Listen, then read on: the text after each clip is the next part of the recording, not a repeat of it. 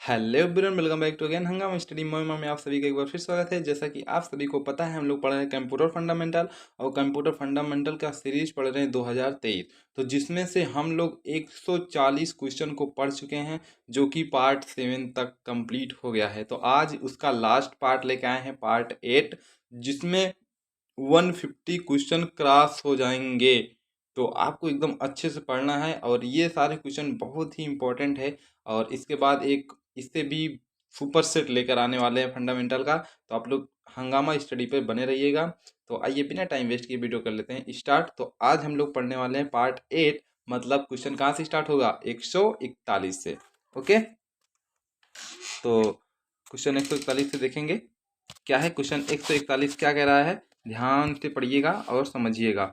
कह रहा कि ओर्म, ठीक है, ओर्म एक प्रकार की ऑप्टिकल मेमोरी है, इसका पूर्ण रूप क्या है। कह रहा ओम, एक होता ना एक वर्म करके ना, वर्म एक क्या है, एक प्रकार की ऑप्टिकल मेमोरी है, इसका पूर्ण रूप क्या है, ये आपसे पूछा है। तो इसका पूर्ण रूप है राइट वंस रीड मेमोरी। ठीक है, राइट वंस रीड मेमोरी, मतलब option B is the right answer for this question. Okay, next question देख लेते हैं। नेक्स्ट क्वेश्चन क्या कह रहा है, कह रहा है कि भी सीडी की वर्म भी सीडी की श्रेणी में आता है, इसकी क्या विशेषता है। अभी हम लोग इसका फुल फॉर्म तो देख ही लिए। अब कह रहे ये सीडी की श्रेणी में आता है, इसकी क्या विशेषता है, ये पूछ रहा है। सीडी की श्रेणी में आता है, ठीक है, तो इसकी क्या विशेषता है। तो इसकी क्या विशेषता है, क्या है, option number B is the right answer for this question. क्या है कि इस पर एक बार लिखना संभव है। ठीक है, एक बार ही लिख सकते हैं ना सीडी पे, तो इस पर एक बार लिखना संभव है। ठीक है, option number B is the right answer for this question. Next question देख लेते हैं। कह रहा है अभी आपसे आधुनिक ऑप्टिकल डिस्क कौन सी है। कह रहा है अभी सबसे आधुनिक ऑप्टिकल डिस्क कौन सी है। ठीक है, अभी करेंटली में सबसे आधुनिक ऑप्टिकल डिस्क कौन सी है, तो आपको बता दें वो है erasable optical disk. Erasable optical disk. अच्छा, इसमें कोई मुझे बताएगा इरेजिबल का मतलब क्या होता है। अगर जिसको भी पता है वो कमेंट में बताए, देखते हैं कौन है ऐसा जो पढ़ रहा है। ठीक है, नेक्स्ट क्वेश्चन। नेक्स्ट क्वेश्चन कह रहा है इरेजिबल इरेजिबल ऑप्टिकल डिस्क की विशेषता क्या है।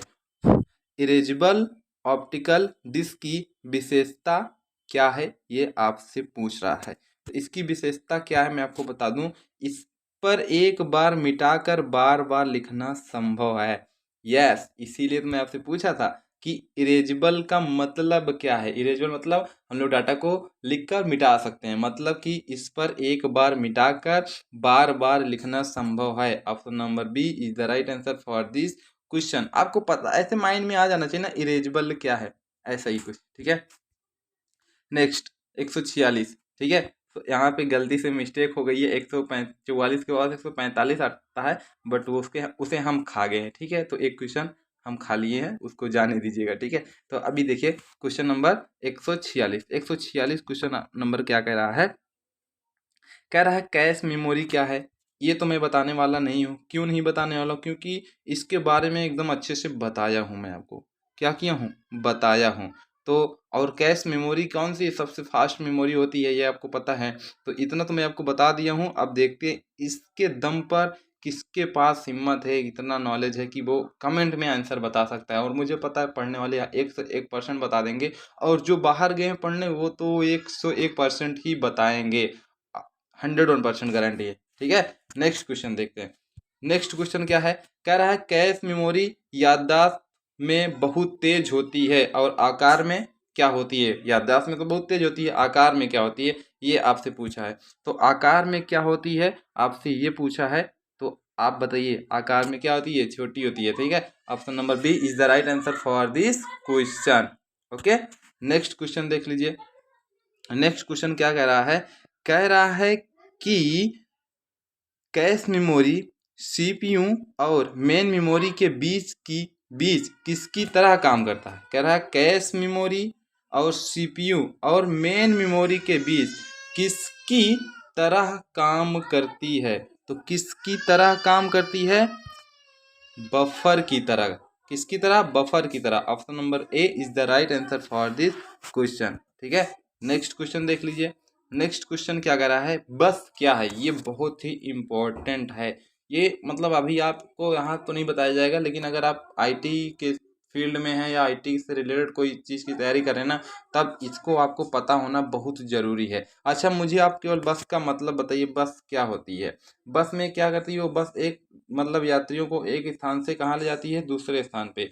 तो यहाँ पे कंप्यूटर की भाषा में देखेंगे बस का क्या काम है? बस का काम है एक डाटा को दूसरे स्थान पर ले जाना। ठीक है, तो अभी इसमें आप बताइए ऑप्शन नंबर कौन सा राइट होगा। मैं आपको इसका लॉजिक बता दिया। बस का मतलब एक डाटा को उठाकर दूसरे स्थान पर ले जाना। जैसे यात्रियों को मान लेते हैं डाटा है और वो डाटा एक स्थान से दूसरे स्थान पे जाते हैं, है ना। तो इसका कौन सा ऑप्शन राइट होगा आपको ये मुझे कमेंट में बताना है। ठीक है, नेक्स्ट देखिए।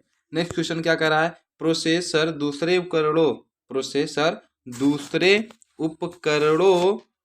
से किसकी मदद से जुड़ा होता है? प्रोसेसर जो होता है दूसरे उपकरणों से किसकी मदद से जुड़ा होता है, ये आपसे पूछा है। तो किसकी मदद से जुड़ा होता है? बस की मदद से जुड़ा होता है। ठीक है, नेक्स्ट देख लीजिए।